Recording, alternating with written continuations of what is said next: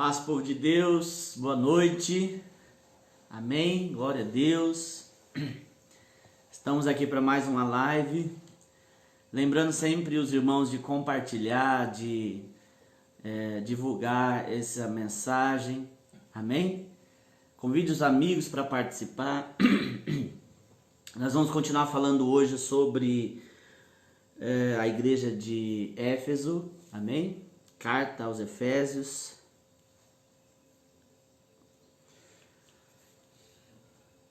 Paz do Senhor a todos, vamos entrando, sejam bem-vindos, em nome de Jesus.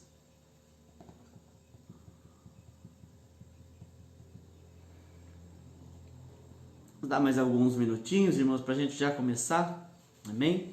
Só para os irmãos que ainda não chegaram, vão estar chegando.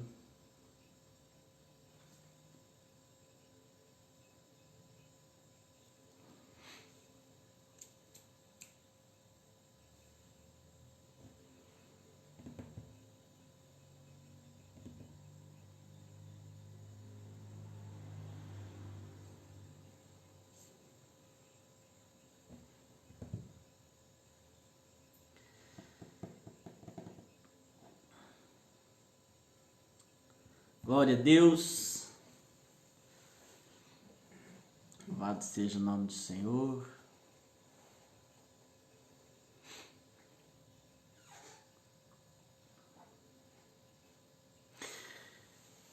Amém, irmãos? Vamos começar? Amém? Hoje nós estamos aqui com um tempo gostoso, né, para poder compartilhar da palavra. Tá friozinho aqui, Nova Andradina. Muito gostoso para nós estarmos meditando na palavra do Senhor, aprendendo mais de Deus, amém?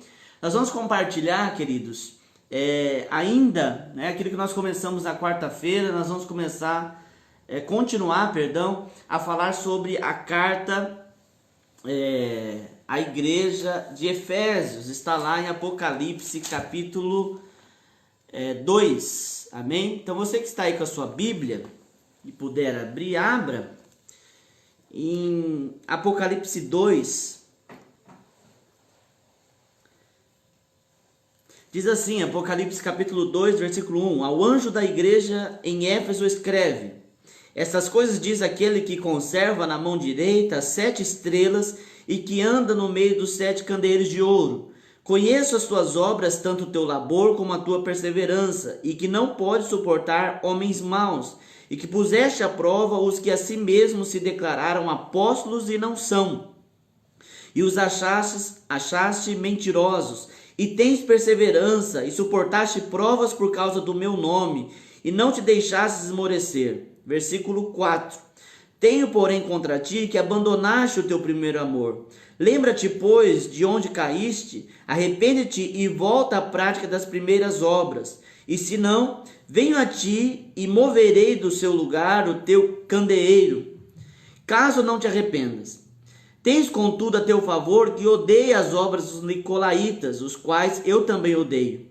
Quem tem ouvidos, ouça o que o Espírito diz às igrejas. Ao vencedor, dar-lhe-ei que se alimente da árvore da vida, que se encontra no paraíso de Deus. Amém? Vamos orar, pedir para que Deus ministre os nossos corações, para que Deus traga uma palavra às nossas vidas.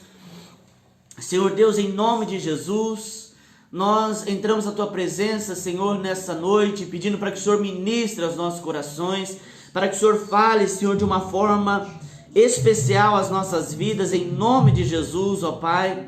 Senhor, que a Tua palavra venha trazer, Senhor, entendimento, venha trazer direcionamento, Senhor, para aquilo que o Senhor tem para nós, para o Teu propósito, em nome de Jesus. Fale aos nossos corações, ministra, Senhor, nessa noite, em nome de Jesus. Amém? Glória a Deus. Queridos, nós estamos aqui, como eu disse, falando aqui em Apocalipse sobre as igrejas. A primeira igreja que nós falamos foi de Laodiceia, porque tinha um propósito específico para nós falarmos ela primeiro, mas agora nós voltamos dando início à primeira igreja de Apocalipse, que é a carta de Jesus direcionada a essa igreja, que é a igreja de Éfeso, né, da cidade de Éfeso. E todas as igrejas que o Senhor escreveu cartas, o Senhor Jesus escreveu cartas, todas elas têm o que Deus está querendo delas, o que Deus indica de errado, aquilo que precisa ser transformado, Deus sempre traz. E eu disse que a palavra de Deus, ela é para nós, para os nossos dias. E através daquilo que Deus fala às igrejas, nós entendemos qual é o padrão de Deus para nós. O que Deus quer de nós, qual é a vontade de Deus para a nossa vida. Por que nós precisamos olhar isso na palavra? Porque com muita facilidade nós acabamos por criar meios de servir a Deus, né? Algumas pessoas até dizem, é o meu jeito, é o jeito de eu acreditar, é o jeito de eu crer. Quando nós viemos para a palavra de Deus, nós percebemos que não existe isso. Existe um padrão daquilo que Deus quer, de qual é a vontade de Deus. E a primeira coisa que nós precisamos entender, querido, é que Ele é soberano, é o que nós temos falado esses dias. Deus, Ele é soberano e nós temos que nos voltar a Ele porque Ele é soberano, é Senhor, né? E se nós queremos viver uma vida com Ele, nós temos que entender aquilo que Ele quer para nossas vidas, qual é o padrão dele para as nossas vidas. E nós falamos muitas coisas aqui na quarta-feira sobre a igreja de Éfeso, né? A carta aos Efésios, e nós vimos a questão do trabalho, do labor, né? Eu falei aqui da diferença entre trabalho e obra, né? Aquilo que é permanente, aquilo que tem um resultado, e o trabalho por mero trabalho, né? Deus não se agrada de nós fazermos coisas por fazer, né? Aí aqui a gente entra no campo da religiosidade. A religiosidade é quando eu acabo fazendo algumas coisas usando a frase de que é para Deus, né? Dizendo que é para Deus, mas na verdade eu estou fazendo de modo automático ou por mera obrigação. E Deus não se agrada disso. Deus quer ver em nós um coração quebrantado, um espírito compungido, né? Davi mesmo vai dizer, olha, ofertas de sacrifício não requeres, mas um coração quebrantado e compungido o Senhor não despreza. Porque Deus quer ver de nós realmente a nossa disposição em adorar a Ele, não fazermos algumas coisas simplesmente porque nós somos obrigados ou porque nós achamos que assim nós vamos alcançar o coração de Deus. Não, o que deve estar em nossa mente, no nosso coração, é agradar a Deus. E para isso nós vamos fazer aquilo que está ao nosso alcance para poder agradar a Deus. Sem regras, não estou dizendo que servir a Deus não existe princípios, mas sem regras religiosas, sem padrão religioso, mas viver servindo a Deus pela palavra, em adoração, buscando ao Senhor por aquilo que Ele é nas nossas vidas. Amém? E aí está a diferença do trabalho e da obra, né? Eu realizo uma obra para que aquilo seja permanente. O trabalho é aquilo que eu faço dia a dia, né? Sem muito significado, sem muito pensar no futuro. Eu realizo apenas aquele trabalho para aquele momento. E não é isso que Deus se agrada. Deus quer ter conosco um relacionamento duradouro, né? E o Senhor fala de alguns aspectos dessa igreja positivos, a perseverança, né? E a reprovação dos falsos líderes, dos falsos apóstolos, né? O que o Senhor está trazendo para nós não é que nós devemos ficar julgando se é falso, se não é, se aquele pregador é de Deus ou que não é. Não, nós temos que reprovar o falso ensino, né? O falso ensino da palavra de Deus. Hoje, querido, nós temos muitas pessoas que começam, através de suas ideologias, justificar a sua maneira de agir, né? E pegam contextos da palavra de forma isolada e passam por defender algumas ideias. E aí muitas pessoas, para poder se legitimar, acabam também se ajuntando nesses conceitos que na verdade não passam de conceitos humanos, filosóficos e humanos, né, que muitas vezes saem fora da vontade de Deus, saem fora do propósito de Deus, mas o fato daquilo estar legitimando aquilo que você está fazendo de errado, muitas vezes se torna aceitável. E eu acabei por dizer na quarta-feira que o evangelho ele não é adaptável. O evangelho de Deus ele não adapta a minha vontade, a minha circunstância, a minha situação. Sou eu que necessariamente preciso me transformar para poder me encaixar naquilo que Deus tem como padrão para a minha vida. Por isso que o Senhor diz, sede santo, porque eu sou santo. O Senhor não diz assim, olha, você tenta, se você não conseguir, não tem problema. Não, Deus diz, sede santo, porque eu sou santo. Isso é imperativo. Deus quer que você seja santo. Por quê? Porque Ele é santo. Se você não quer ser santo, então você não se encaixa no padrão de Deus. Está falando aqui o Senhor de uma busca de santificação. Então, o que nós precisamos entender é que essas cartas, Deus expõe as falhas para que haja um conserto, para que haja transformação nessas falhas, E o Senhor diz assim, olha, vocês não se deixam esmorecer, outro elogio, É aquilo que nós somos desafiados dia após dia. Eu estou aqui no versículo 3 do capítulo 2 de Apocalipse. Vocês não se deixam esmorecer. Por que o Senhor está falando isso? Primeiro, por que isso se torna um elogio? Porque a nossa vida é cheia de desafios. Eu estava ministrando ontem aqui na igreja e eu estava falando de quantos desafios nós enfrentamos na nossa vida. Desafios que muitas vezes nos faz ficar preocupados com a situação. Nós sabemos que nós precisamos crer, nós precisamos confiar, mas é desafiador, porque muitas vezes a circunstância à nossa volta não é favorável àquilo que nós desejamos.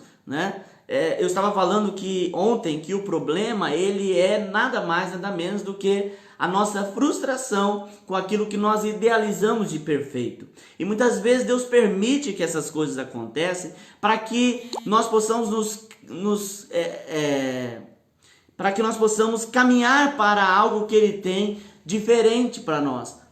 A Bíblia diz que o coração do homem faz muitos planos, mas a resposta certa dos lábios vem do Senhor. Muitas vezes nós criamos muitos planos e quando aquilo não dá certo, nós passamos a nos frustrar com aquilo. E isso são os problemas, os desafios. Quantos de nós, por exemplo, não planejamos o ano de 2020? E na verdade agora nós estamos sem muitos planos, porque nós não sabemos o que vai acontecer daqui 2 meses, daqui 3 meses, nós não sabemos nem como o mundo estará. Esse vírus nos mostra que não somos autossuficientes, que nós podemos ter as melhores tecnologias, que nós podemos ter os melhores planos, quando na verdade acontece algo que sai fora do nosso controle. Nós estávamos no ano passado num contexto global falando sobre o aquecimento global, sobre desmatamento. E, na verdade, o problema não veio por aquilo que a gente estava preservando, ou melhor, por aquilo que estava havendo gasto de energia para se preocupar. Não é o aquecimento global que hoje está fazendo as pessoas ficarem em casa. É um vírus extremamente desconhecido, que ninguém conhece. Ou seja, nem tudo está no nosso controle. Ou melhor dizendo, nada está no nosso controle. Nós temos apenas a sensação que nós temos controle da situação. E isso também, muitas vezes, Deus usa para nos transformar, para nós andarmos no seu propósito. Porque, irmãos, por vezes nós ficamos firmados em nossos pensamentos, em nossos planos, e muitas vezes os planos que nós temos não é aquilo que Deus tem para nós. E alguém vai dizer, mas Deus é egoísta? Não, porque a vontade de Deus é boa, é perfeita e agradável. Se eu entendo isso, querido, eu não me preocupo, porque ainda que as coisas não estão acontecendo como eu planejei, ainda que as coisas não estejam acontecendo como eu sonhei, eu posso me entregar à vontade de Deus, porque Deus tem o melhor para a minha vida. Às vezes você está aí na sua casa assistindo esse vídeo e você está preocupado com aquilo que vai ser de amanhã de você. Você não sabe como será o teu futuro. Se você buscar a Deus, se você estiver na presença de Deus, andar com Ele, você não precisa se preocupar, porque a palavra de Deus diz que Deus abençoa. A palavra de Deus diz que Deus dá aos seus enquanto dorme. A palavra de Deus diz que Deus vai à frente, abrindo os caminhos, abençoando a sua vida. Então, quando nós passamos a andar com Deus, nós partimos de uma confiança. Não é confiança que o mundo tem. O mundo confia quando ele vê alguma coisa. O mundo crê quando ele está vendo uma possibilidade, uma luz no fim do túnel. Mas não, aqueles que andam no Senhor, eles creem para além do natural. É algo sobrenatural, Crê com a fé. Amém? E nós vamos voltar ainda, vamos continuar, aliás. O Senhor então elogia. Aí no versículo 4 o Senhor fala, olha, tenho porém contra ti que abandonaste o teu primeiro amor.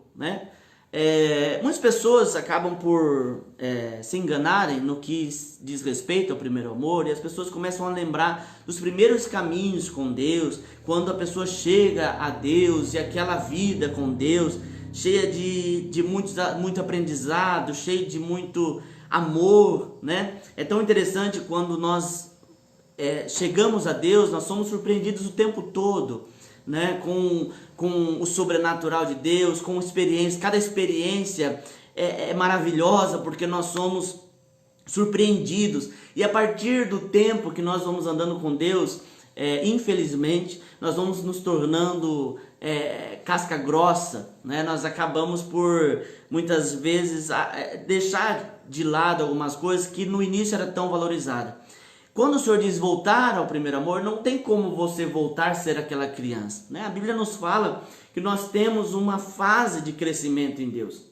Não tem como eu ser como aquela criança, né, que eu fui, né? Por exemplo, se você pega um brinquedinho, eu, por exemplo, fiz um brinquedinho para minha filha, eu coloquei arroz dentro de uma garrafinha PET de água mineral e ela brinca. Se você pegar um brinquedo desse e dar para uma criança de 10, 12 anos, ele não vai se interessar. Então nós acabamos por mudar a nossa maneira de ver. Assim na vida cristã. Mas quando o texto fala de voltar ao primeiro amor, o Senhor está falando de voltar ao princípio. Aquele princípio simples, né? Como que nós agíamos, né? Como que nós vivemos quando nós chegamos em Deus, né? Eu vejo o quanto nós ficamos... Uma das coisas que acontece quando a gente se converte é a preocupação que a gente tem com a propagação do evangelho, né? A gente acaba por se tornar chato na nossa casa, com os parentes, porque você quer que todo mundo também tenha um contato com esse evangelho que te transformou, que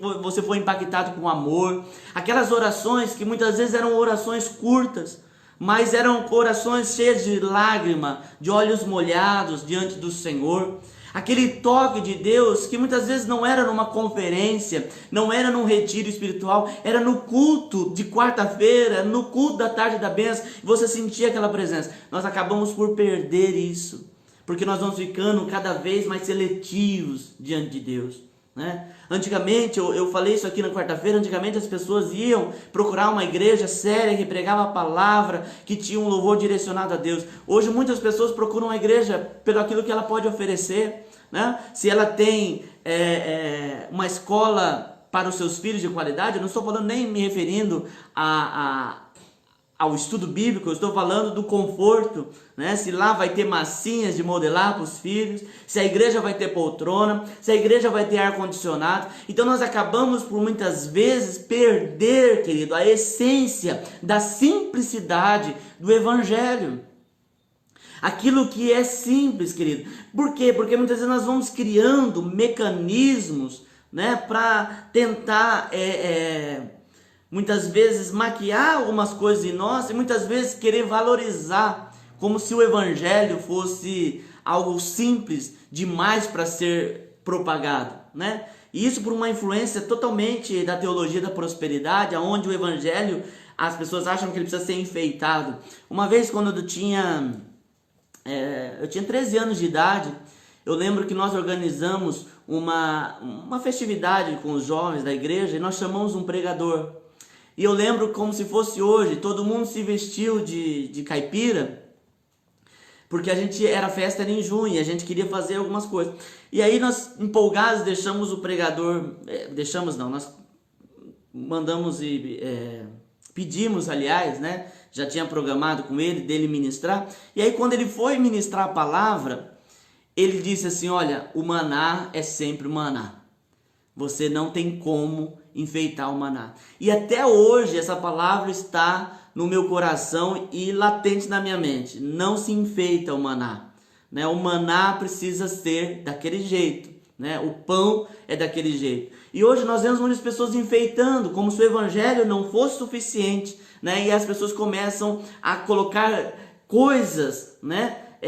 Alguém vai chamar de teologias, mas isso é filosofia. Começa a colocar filosofias dentro do evangelho para dar uma sensação de que o evangelho é muito maior. Mas o evangelho é exatamente isso. Ele é simples e profundo e extremamente de um valor inestimável, né? Jesus morreu para a salvação da humanidade, se entregou por todos aqueles que creem. Esse é o evangelho, querido. O que nós criamos nada passa de estruturas, e estruturas que nos ajudam a servir essa essência do evangelho. Mas quando a estrutura sobressai a essência, então nós estamos caminhando de forma errada, né?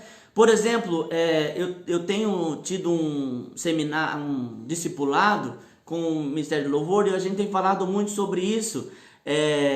Por exemplo, quantas vezes você já ouviu, né? Eu não sei quanto tempo você tem de caminhada cristã, mas eu me converti com 12 anos de idade, e quantas vezes eu já vi gente pegando um violão.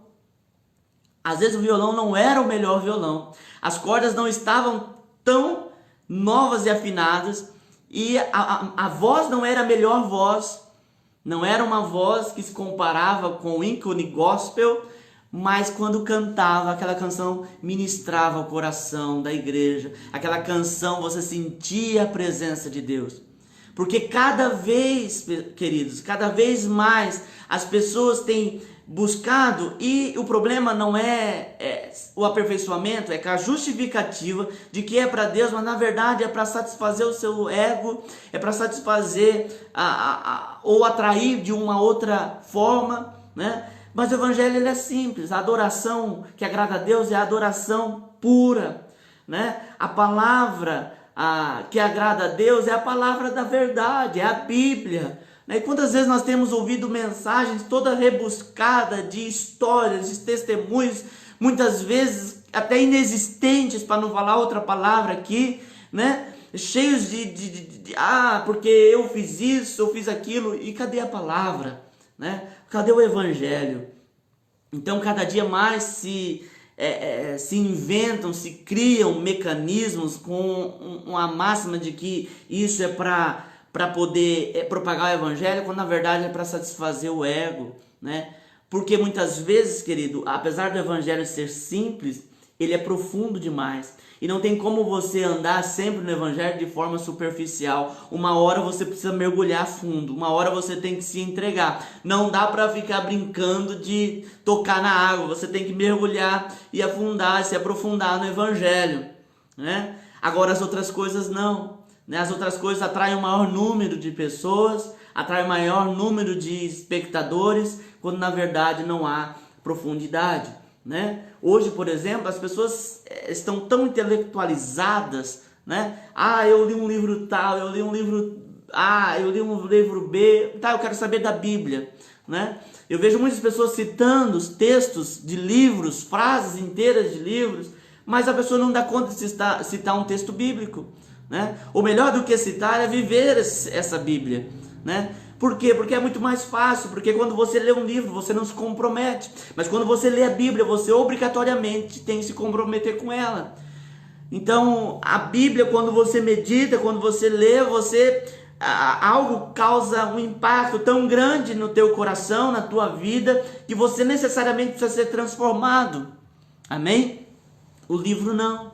Então, muitas pessoas estão intelectualizadas, cheias de literatura gospel, né? Eu não suporto essa palavra, mas é a melhor palavra para se usar agora, cheia de intelectualidade gospel, uma linguagem evangeliquez, né? Mas quando na verdade não há Bíblia, né? Não há palavra, não há escritura, não tem profundidade, e as pessoas estão gostando, né? Muitas pessoas estão repletas de conteúdo de autoajuda, né? De filosofia do mínimo esforço, que eu entrego tudo para Deus e tal, ou que eu vou buscar em mim a cura para tal coisa.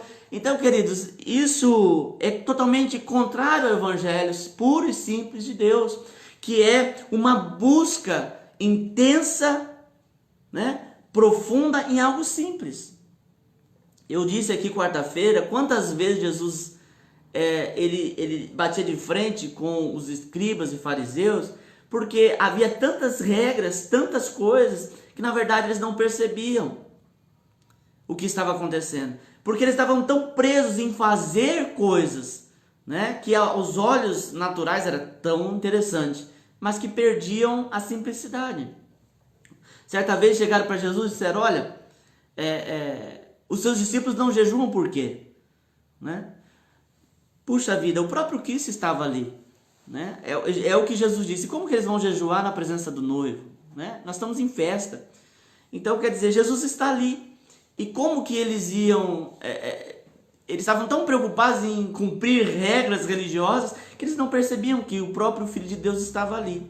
A igreja de Efésios é uma das igrejas mais elogiadas por Jesus. No entanto, ela perdeu essa essência. Né? É claro que ela não está tão profunda como no sentido negativo, como a Laodiceia, porque a Laodiceia Jesus está para lá de fora, já é outro nível, né? Jesus está lá para fora. Mas eles têm perdido esse primeiro amor, né? A simplicidade. Você que está me assistindo agora, você precisa entender que você não precisa de palavras bonitas para falar com Deus. Você precisa ter relacionamento com Deus. Abrir o coração para Deus. Né? Abrir o coração, se prostrar diante do Senhor e falar com Ele. Falar aquilo que você está sentindo, aquilo que você está vivendo.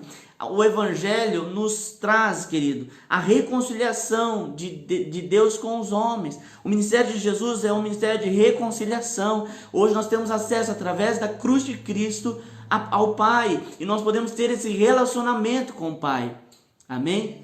Então, viver o primeiro amor, o que o Senhor traz para nós, é viver a simplicidade do Evangelho. Viver a simplicidade do Evangelho. Sabe, querido, hoje eu tenho visto pessoas preocupadas com tantas coisas que não é Evangelho. Né? O Evangelho de Deus é simples, por isso que ele tem a capacidade de chegar a toda criatura. Por isso que a palavra de Deus diz, olha, propagar. O Senhor Jesus diz, propague esse Evangelho, vá em todos os lares, em todas as casas.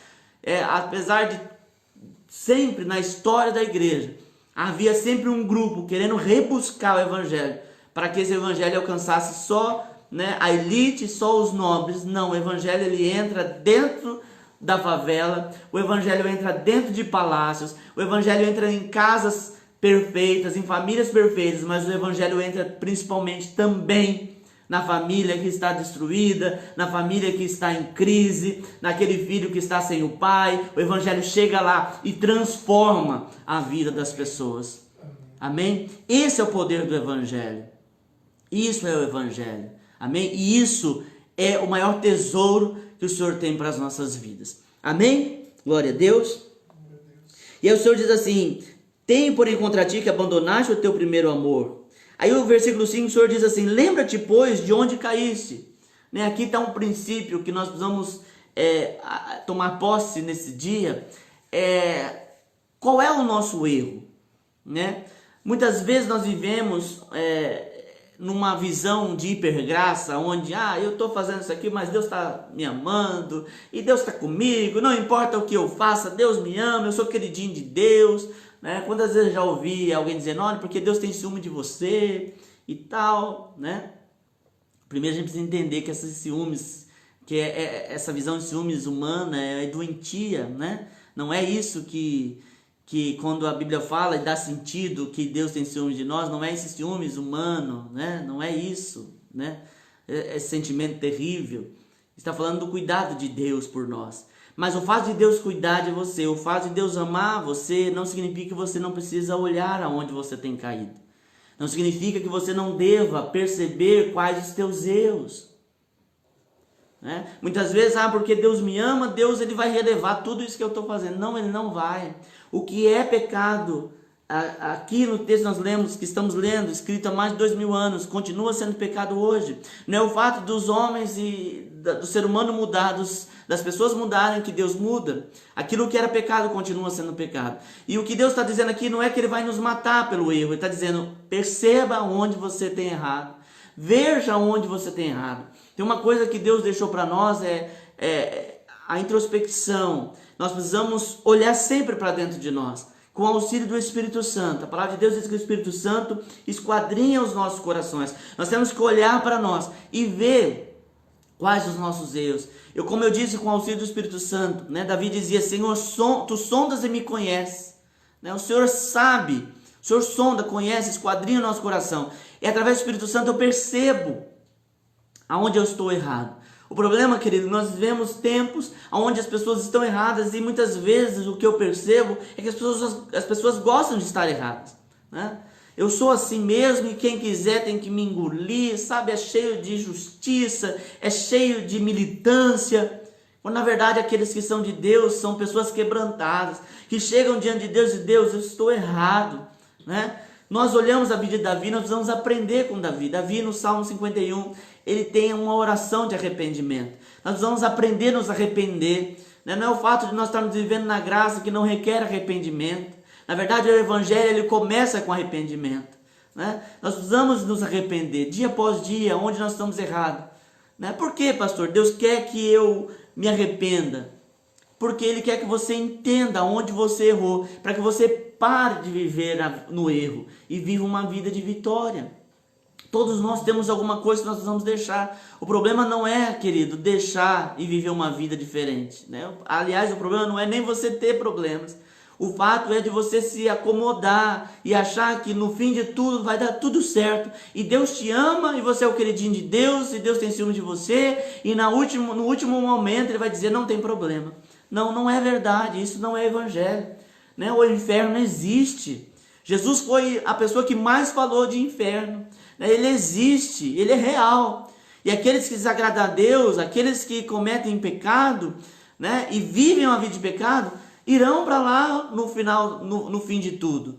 Mas nós temos a oportunidade de nos arrepender. O Senhor diz, olha, lembra-te, pois, de onde caíste, arrepende-te e volta à prática das primeiras obras. Não, vocês têm que parar. Para onde vocês estão, aquilo que vocês estão fazendo que eu não estou me agradando, né? Eu gosto de falar de Laodiceia porque você imagina uma igreja adorando a Deus, servindo a Deus e Deus para o lado de fora, né? Falando de Jesus e Jesus para o lado de fora. É isso que acontece. Muitas vezes a gente está fazendo muitas coisas, queridos, mas nada daquilo que nós estamos fazendo é para Deus. Nós temos que parar e olhar aquilo que eu tenho feito, né? Por exemplo, muitas práticas hoje se perderam. Você não vê os cristãos falando sobre o jejum. Vou jejuar. Antigamente você ouvia na igreja, eu vou jejuar, eu tenho jejuado por tua vida. Não. Aí alguém vai dizer, não, porque Deus não se agrada de sacrifício, né? Mas o jejum não é sacrifício. O jejum é para quebrar a sua carne, né? Deus não é o fato da pessoa jejuar que Deus vai receber mais ou menos, não. Mas o jejum, ele quebra a tua vontade. Ele quebra a tua carne, né? Para você se aproximar mais de Deus. Não tem como, querido, eu viver no Espírito e na carne. Ou eu deixo de viver no Espírito e vivo a carne, ou eu vivo no Espírito e mortifico a carne. Não tem como eu querer viver amando a carne, satisfazendo os desejos, as concupiscências da carne e viver no Espírito, né? Isso é profanação e isso Deus não se agrada. Amém? E o Senhor ainda vai dizer,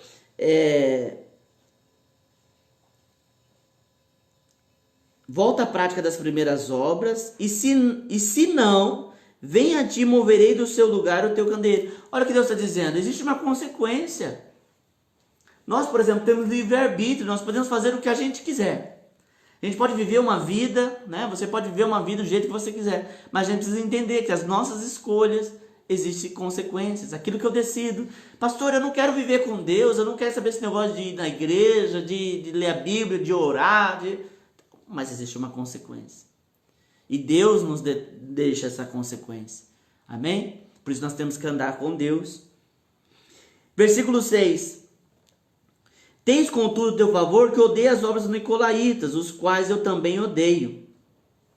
Né? Aqui o Senhor está falando de um caso que nós falamos aqui na quarta-feira, da enganação, das falsas ideologias, filosofias. Né? Nós falamos bastante aqui de alguns conceitos que nós temos hoje, né? Por exemplo, o conceito de amor de hoje, dos dias modernos, as pessoas querem aplicar o conceito de amor, amor de Deus, né? Esse amor que nós temos hoje, que é um amor mimado, aonde não há correção, aonde não se pode dizer não, né? Não, o conceito de amor de Deus é diferente, não é como o nosso, de um amor mimado, né? O amor de Deus é um amor de cuidado, de repreensão, de educação, um amor que corrige, amém? Mas eu não vou entrar nisso. Se você quiser ouvir mais sobre isso, você pode voltar na live lá de quarta-feira.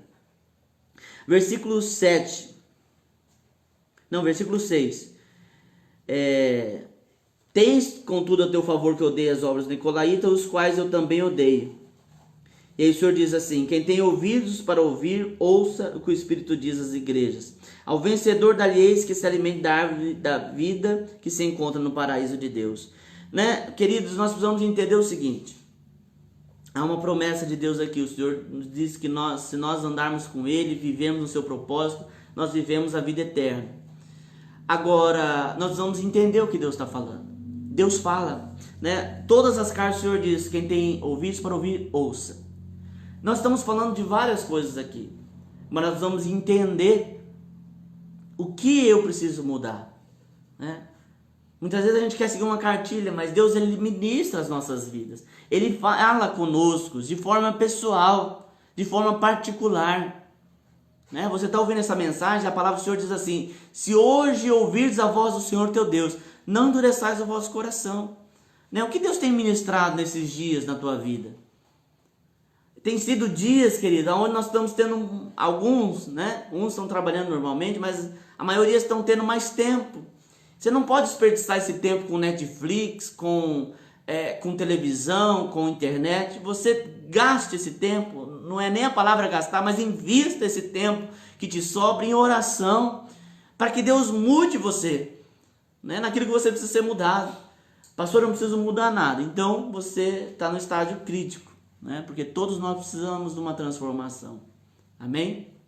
Uma coisa que eu gostaria de deixar aqui, o Senhor fala da igreja em Efésios, só para a gente encerrar.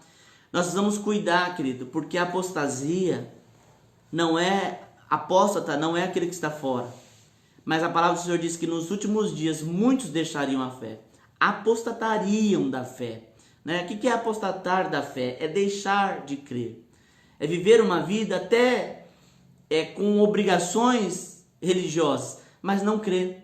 É fazer sem crer, é fazer sem saber para quê, né? Para quem está fazendo. Essa é uma vida de religiosidade, né? Então nós temos que romper com isso. O que eu gostaria de deixar um texto aqui, está lá em Gênesis, capítulo 10.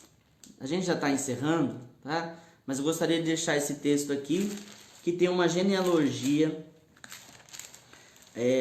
de Noé.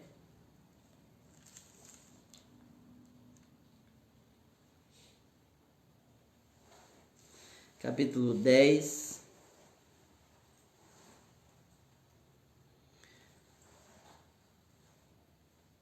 Eu vou ler a partir do versículo 6. Gênesis 10, 6 diz assim: aos filhos de Cã, Cuxi, Misraim, Put e Canaã.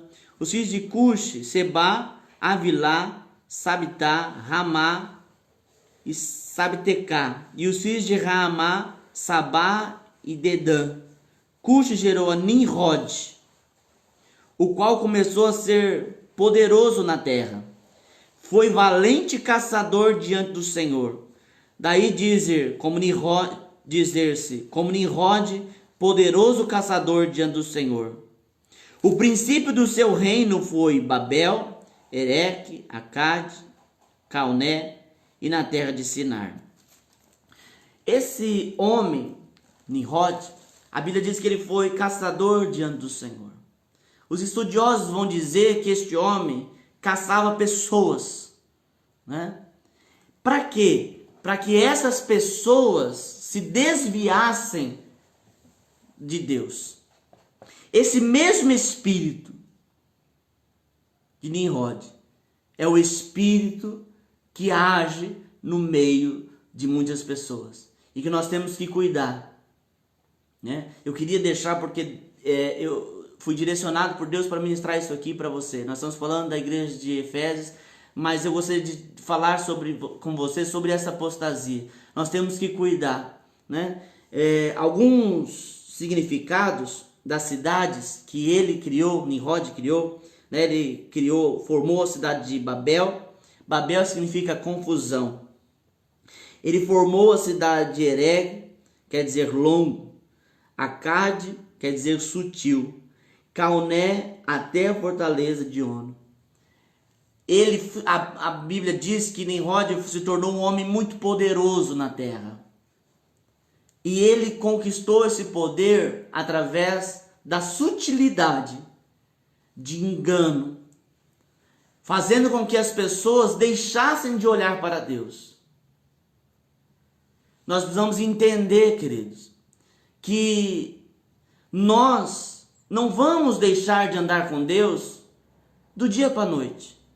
Mas muitas vezes o inimigo da nossa alma, o diabo, ele vem de forma sutil para nos afastar das coisas de Deus.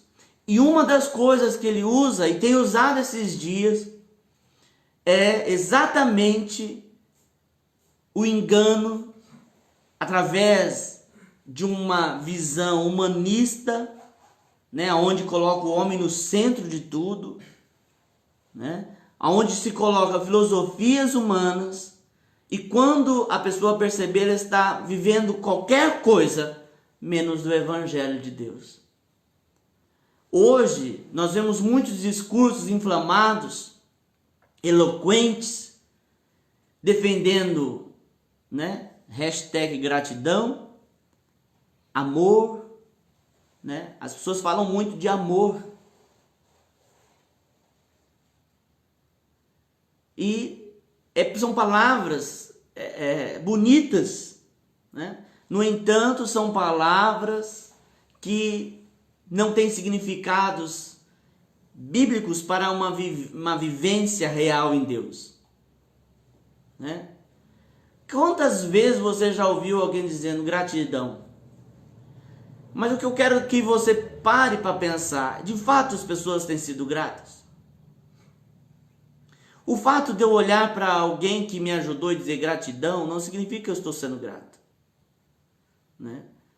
A gratidão, ela é um retorno de algo que eu fui privilegiado.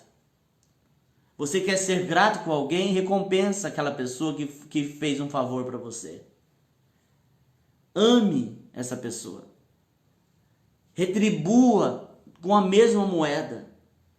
Né? Por que eu estou falando isso? Porque é muito fácil eu viver uma vida e colocar no Facebook hashtag gratidão. É muito fácil eu olhar para a pessoa e dizer eu te amo. Mas o amor não é feito de palavras. O amor é feito de atitudes. Né? Então, só para nós termos uma ideia, como que de forma sutil nós vamos, com cara de viver a verdade de Deus, nós começamos a nos afastar. Eu falei aqui esses dias, quantas pessoas você vê no Facebook que no Dia das Mães escrevem texto enorme para a mãe. A mãe não gosta, pastor? Gosta. Mas a mãe quer viver isso diariamente. Quantas pessoas estão falando coisas e vivendo outras, né? Falando de amor, mas quando você discorda daquilo que ela fala, o amor acabou. Mas que amor é esse que não dura uma discussão? Que amor é esse que não dura uma discordância? Porque são coisas sutis. Parece legais, mas na verdade estão corrompidas, com cara de verdade, né? Nimrod, ele vinha com uma filosofia. Parece algo bonito, mas se afasta. E não é de hoje que o ser humano cai nisso. Eva não caiu num fruto feio. Ela caiu porque o fruto era bonito. Era agradável aos olhos. Era apetitoso. Mas nem tudo que é bonito, que tem cara de legal, que tem cara de muito bom, é de fato bom. Como que eu me livro disso? Na luz da palavra.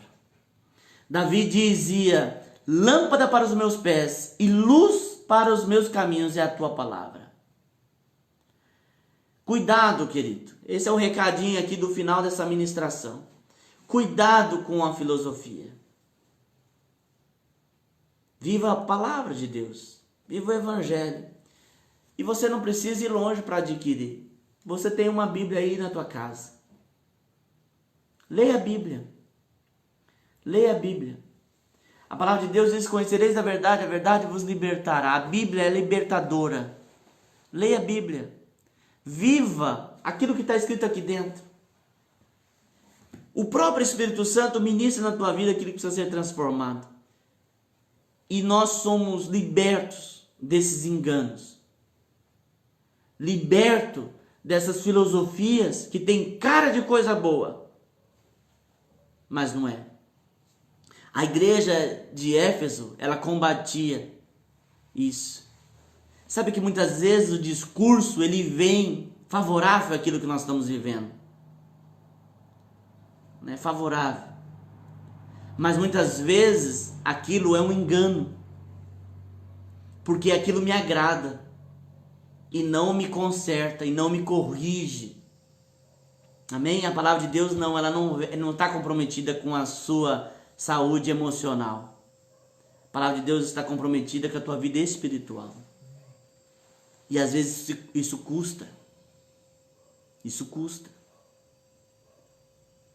Então, querido, nós temos que tomar cuidado.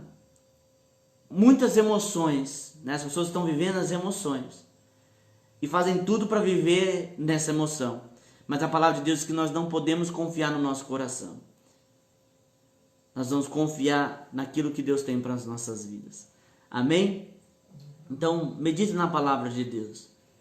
Viva a simplicidade do Evangelho. E eu tenho certeza que haverá mudança na tua vida. Amém? Em nome de Jesus. Eu quero orar agora, te abençoando.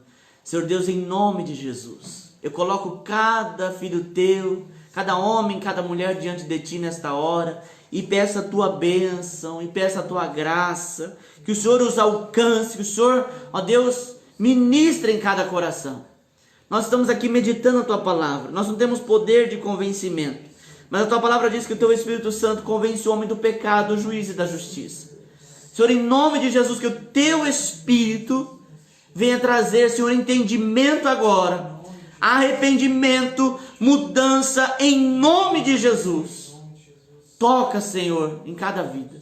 E que a cada dia, Senhor, nós possamos observar o primeiro amor, as primeiras obras. Senhor, que nós não venhamos ser, Senhor, embriagados, ó Deus, pelo momento, Senhor, pela modernidade e nos esquecer da essência. Mas que nós possamos estar firmes em Ti, vivendo a simplicidade, a pureza do Teu Evangelho, em nome de Jesus. Eu te abençoo, querido, em o nome de Jesus. Amém? Que você tenha uma noite de descanso no Senhor. Amém? Para aqueles que estão aqui em Nova Andradina, nós temos culto amanhã de manhã, 9 horas da manhã, com todas as regras e pedidos, né, do Ministério da Saúde, né? Nós estamos aqui cultuando com máscaras, com distanciamento, amém? Temos álcool em gel na igreja e participe, amém? Você que pode participar, participe, 9 horas e à noite às 19 horas, amém? Então 9 horas da manhã e 7 horas da noite aqui na igreja. Que Deus te abençoe em nome de Jesus.